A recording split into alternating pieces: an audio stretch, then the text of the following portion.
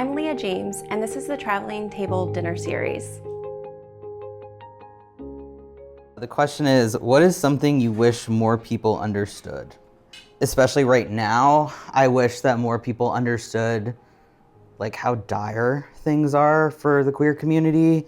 I mean, I'm like preaching to the choir here because like we all know, we like live it every day. But I think like the wider world, like I wish people were taking it more seriously, doing more things, being active allies instead of just being like, oh yeah, I'm gonna like post this thing on Instagram and that's like, check my box, I like did my allyship for the day. People are not really aware of like how it's really impacting queer and trans people, that we can't like opt out of it. You know, like this is our lives. Like we live this every day and like we don't have a choice to like just be like, oh, I don't want to deal with it today because like that's our lives. For me, I'm just seeing like a lot of like, well, I don't know what to do, you know, or like I don't know how to help it, or I just feel like paralyzed by like, you know, what's going on and I'm not sure like, you know, what action to take. I think people are getting stuck in that and like not moving past it. It's very hurtful, like as, you know, a queer and trans person like living today, like I'm not seeing people I love like, you know, sticking up for me in ways they should be, or like, you know, things like that. And it is hurtful. It's not just like a news story or like, you know, something happening in another state that like doesn't impact us. Like, you know, I have a lot of people that are like, oh, well, you live in Maryland. It's like a trans sanctuary state now. And like, that's so great. But it's like, I mean, that's great. It's great. But next year that could be different. You know, like I might lose access to like hormone therapy and like all of these things that like, you know, have kept me like going in life and like alive, not to get dark, but like, you know, that's, like, you know, a very true thing for me. So it's like one of those things that I just feel like people are like, oh, well, it doesn't impact me. So like, whatever, you know, and also like people in the queer community too. Like I've seen, you know, a lot of like apathy towards things because it's like, oh, well, I'm like cisgender and white, so like whatever, you know, like it doesn't impact me. So I think that's just something that has been on my mind a lot, is like I just wish people were moving through this differently than they are. Is there something that like if you'd want someone to like walk away from this, whether it's one of us, right? Because like even though we're all in this as well, like we all might be showing up differently too. Like if there's something that you want all of us to walk away thinking, or someone else that's maybe not here at this table, like what is that one action for you? Not generalize it for like everybody, but like specifically for you. One thing that I would want to make clear is like, it's not my responsibility to like tell you what you should do, you know? Like I want you to know what you should do. And that comes from like you educating yourself and like you taking the responsibility to do that stuff, and not me being like, all right, here's the whole list of like people I want you to email and, you know, all this stuff. Like I want you to do that. I don't owe education to like anybody. So Thank you. I don't owe like emotional labor to anybody. So I already do enough as it is. So Absolutely. I think just educate yourself and then like take action. Like your allyship has to be active. It cannot just be I'm an ally, you know. It's a verb for a reason. Like you have to do things. You can't just give yourself that title. You have to earn it. So yeah. Who would you like to pass the question to between the three of you? I think I'm going to pass it to Gab. Yeah, something I think like what's been kind of zooming around in my head since I read this question. Our world, our society, it requires you to be in community with others, to live authentically and to really tap into your full self. Like it requires you to like show up for other people. Even just the stage of allyship, you know, advocate, co-conspirator, and how like we are moving through, like you really have to be in it with me, right? Like it doesn't matter if you don't understand what I'm going through, but like the point is I'm telling you that this is my experience, and if you love me, if you care about me, if you care about our country or our community, like you need to do something. That's why I'm saying that it's really important that we realize that we need to be in community with everyone and not just ourselves or the people who we know agree with us. That's kind of what's been swirling around in my head, that like we as a community need to be there for each other, and we need to like stop thinking about ourselves and like really care about everyone. Absolutely. But I mean, like, that's why I hit the road in 2021. I needed to believe that there were still people that cared about each other and like people that still wanted to meet people outside of their community, right? Like, being in an echo chamber is so dangerous because we're just like reaffirmed by what we were already thinking. We're not challenging each other, like learning from each other and like saying something wrong and being able to say, hey, actually, like that rubbed me really wrong. Like, can we reconfigure that? Or like, you know, pushing back on me, asking you, like, what could people do? And saying like, actually, it's not my job. 100%. And like, the more that we hide away from that or like don't push ourselves to talk to people outside of our comfort zone, we aren't going to stretch ourselves or like learn new things or build a community that actually like cares for everybody. It's why we have so many problems, right? So thank you for, I think, highlighting that. I do want to add on to that I think that there is an important distinction between like being in echo chambers and then like also like protecting yourself or being in affinity groups, because I think that like there are like, yes, echo chambers can be dangerous, and like for people who are at multiple marginalized, vulnerable intersections, like oftentimes it is important to like build that community, protect yourself, find like affirmations and validation in your experience, because on the outside, right, our whole, like I think about what you were saying earlier around like, why did I feel so scared when the people around me didn't like, would have accepted me, but like, why did I feel so scared to come out? And it's because society told, like literally beat it down your throat, you know, like eating it for dinner, because that like our society is patriarchal, it's heteronormative, it's, you know, like it's all the things. And so sometimes even the most gentle, caring, queer affirming folks around you like can't protect you or save you from like the society that is like the one you live in. That we're all living in, right? So, and like why this table isn't as like, you know, it doesn't branch outside of like a queer community, because I wanted to make sure that we did have space to just be together. And each one of you shared individually that you wanted to deepen those communities and like find even more people to branch out and connect with. Okay, so April, you get to like wrap us back in with the same question. All right. But yeah, let's hear it from your version. So for me, I wish people understood that it's okay to be and to let be, which I find in our society that seems to be humanly impossible. Because everyone has to be involved in everyone's everything. Like it's okay for you to be who you are, but a lot of people are afraid to be who they are because everyone over here is, I'd say, minding their business instead of, as my mother would say, minding the business that pays you. You're over here worrying about my business, you're worried about what I'm doing. So I find like, even with my students, I feel like they have to put on a persona because that's what they see at home.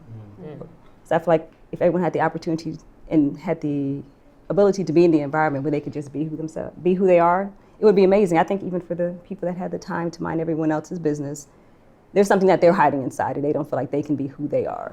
So just giving everyone the opportunity, and if they understood it's okay to be you, good, the bad, and the ugly, just learn from it and move on. Could not agree more. I love that like simplicity that you just summed it up in. Like everyone's lives would be so much more full and easier if like some people who have a whole lot of opinions about other people's lives would just back off, right? Like that's a lot of the issues that we're having. And self-reflect. You're so worried about me. Well, you self-reflect and take that energy and use that energy elsewhere. Yes. For good. yeah, we can be in community, we can lean into conflict, we can, you know, like grow, we can learn new things. Like all of these things are related, and I think the like be and let be is such a, as you said, like a powerful, like succinct way to just like view our way of just operating in society. That means that we are we're living in community, but also not overstepping. Yeah, you're like not imposing on other people's lives. Like, I feel like the beauty in that doesn't take away from community of like just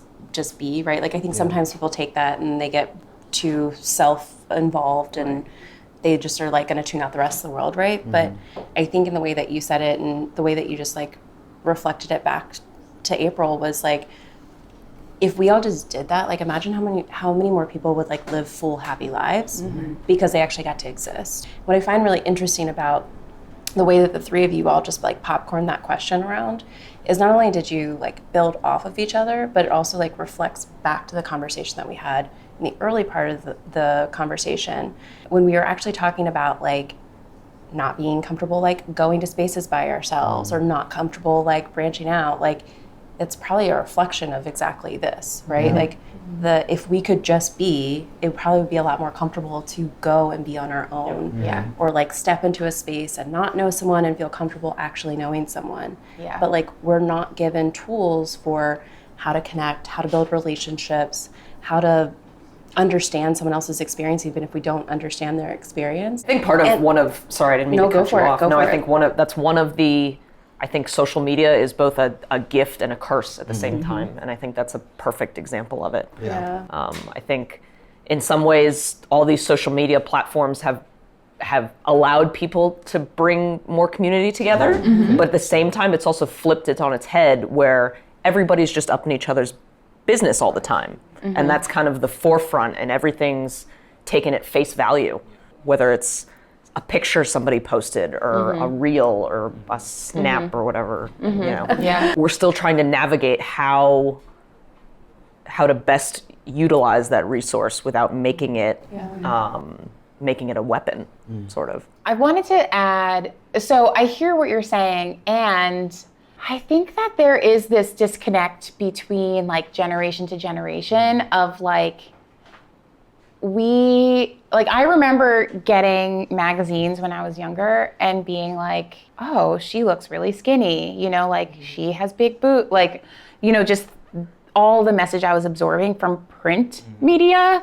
or like from the TV. And now that we have social media, I'm not saying that social media is all good, but I think that, you know, like this happened with like rap music, this happened with pop music. Like whenever something new comes out in our society, there is a very quick like a reaction to dismiss it, to demonize it. Yeah, we can engage with social media in a way that's like healthy, and positive, and not demonize with that awareness. And not saying you were doing, not like No. You were saying there's like good and bad. Yeah, and I think that, I think the bad stuff, like we already know like how to combat that. Yes. It's like, is our society remembering that like we just have to say to us, or not, it's not always just super quick to be like, remember that's edited. But like honestly, like, oh yeah. Because also like there are good aspects to it, right? Think about all the people who are in areas where they don't see reflections of themselves. Yeah, absolutely. I think as you said, like this is building. This is why it's a double-edged sword. There's a beautiful, incredible aspect to it, but I feel like especially in this day and age, there's also this very dark side and dark turn that it's taken, because it can bring people together. It can also bully people and you know, make people feel bad about themselves. So it's just this sort of, it's this balance of back and forth of trying to make sure that we stay on the right side of it and not use it against each other. So in your invitation, you had 3 questions that came with the invite, where it probably seemed like those would be the first questions we actually ask, because it was a lot about like introduction, who are you, how'd you come to the table?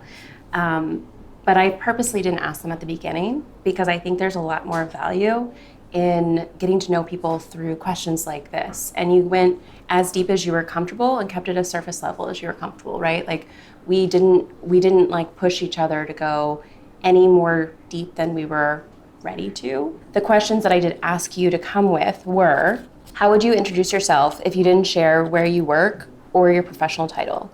Why are you coming to the table? And what is the number one most important thing you want the others at the table to remember about you? I feel like we did get a chance to answer versions of that, right? Like we won't always know all parts of like who you are until you like spend more time with each other. but I feel like you introduced aspects of your personality and who you were. But there is the one question about like, what would you want someone to remember about you? Like once you leave, like what's that like feeling that you want people to take away with you? So if you had just like one quick thought about that, like what would it be? I thought this was one of the hardest questions. Yeah. That was a tough question. I don't know how to answer this. I came up with a very surface level answer, so I feel like it's not a good answer. No. What is it? There's no wrong answer. No, it's, and I have to give it because it's. Yeah, that wasn't your excuse. Can you run surface level for a second? Well, I feel like everyone's No going judgment. so deep, like we're so deep, and I'm going to say something so surface level. Yeah, no, honestly. Well, no, when I was thinking about it, I was like, oh, like, what do I want if I'm coming to this table and hoping to meet new people? I was like, I want to be the person that they're like, oh yeah, I want to go to happy hour with you, or like, oh, if you have a dog, like, let's do a doggy play date. Like, I want to be the person you contact because that sounds like something fun, or like, I want to try a new restaurant with you. Like, I want to be that person, and that's the takeaway. But that is. Oh, I want to do all three of those things with you. Okay, where's happy hour? I'm ready. Awesome. Yeah, I'm your girl. If you're down to doggy play date, go out to dinner, go out to happy hour. Also, like all three of those things are like strategies and ways to like learn more about people. So it tells me like you want to keep learning about people, which like is important. Absolutely. I've loved getting to know all of you, and I feel like we barely touched the surface. So I'm excited for the conversation to continue. Piggyback off of what you just said, I think that would be sort of my takeaway is it's been incredible sitting here and getting to know everybody and being able to talk in such a deep and meaningful way that I feel like not many people get to do these days. I feel like a lot of conversation you have with even some of your closest friends can be very sort of surface and face value and not really sort of digging into stuff. I think this is like an interesting question because I facilitate a lot of spaces, and it's like that's one of the first questions when I'm like planning a facilitation. I'm like, how do I want people to feel leaving the space that I'm creating? And you know, it's always like warm and like happy and you know, like good stuff. You know, it's always like, you know, that kind of stuff. But it's like I think it's just beautiful that like we can all show up in like the way that we have in this space, and I have like a lot of gratitude for this space, and I also think that like it's shown us that we can find community in like so many ways, unexpected ways, like odd ways. Like this isn't odd, like you know, like if I were to like, you know, I mean, I didn't really tell a ton of people about this, but I was like talking to my partner about it, and I was like, well, this is the deal. Like we're just gonna like, and she was like, it's all strangers, and I'm like, yeah, and she was like, okay, and so it's like. That would be like an oddball thing for me to like do kind of in my life. So I think it just like proves that like, you know, you can sit around a table with like a bunch of strangers and like find your commonalities and like find your community in like the things that you're discussing. You know, you putting yourself out there is a good thing, but like it can be really intimidating, but also like it's a beautiful thing because you can have this. Well, I guess if you had to take one thing away from me, I'm very straight to the point and very concise in life, so that's just normally who I am. But this was a very good opportunity to speak, share a little bit more. I'm very talkative and very much all those things. I guess the more comfortable I get, that's usually what I give. But you all made me feel very comfortable. I was nervous at first. I think we all were. Like, you know, hey, I'm gonna come to this thing. She slid my DMs. I'm gonna eat dinner with strangers. You know, that's cool. But no, this was this was amazing. So yeah, definitely a priceless moment. And I'm ready for happy hour again. Step back out there. So I think what I appreciate about this space, which I don't think I had anything to do with, but in future, like hangouts, please know that I intentionally show up raggedy and authentically. Like always with a fidget and like I love, by the way. Yeah, you know, notice that. You know, to just show up as you are, like honoring like nervousness, anxiety, like trepidation, but also like sometimes we might be tired or like, oh, I don't know if I want to do it, or like I committed, so I'll go, right? Like I'm never the one to cancel. So I'm always just like, come as you are. Like, would love to see you, would love to just connect at whatever level on the elevator you get off at. Like, I'm there. It's giving David Pumpkins. So, just like, hey. So I think that's what I would like you all to take away with. I accept and honor and appreciate however you show up, and would love to just continue to be in community with all of you. Thank you all. Because I also felt that everyone kind of just showed up as they were. So thank you. I really, really appreciate it. After this, I mean, hopefully you just go forward and friends all the way. I don't know what that is. That's so funny. So there's gonna be a group chat, right? Yeah. So actually, that's what this was. I was like, is there a little ferret under the table? A little clicking noise?